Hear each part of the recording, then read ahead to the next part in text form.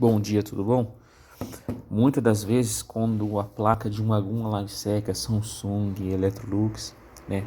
Às vezes quando não vai para frente, ou às vezes quando faz aquele barulho de avião, sabe? Seria essa peça aqui que troca, ó, tá?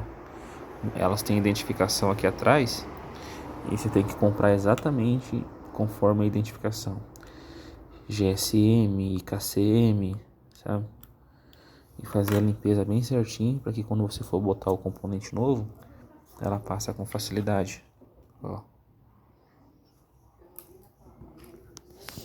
Essa peça aqui eu comprei ela pelo Mercado Livre, o GSM, paguei R$ 75. Agora você só tem que arrumar as perninhas dele ali, beleza? Aí tem que passar a pasta térmica, aí você põe o dissipador de calor e faz o teste pra ver daí, beleza?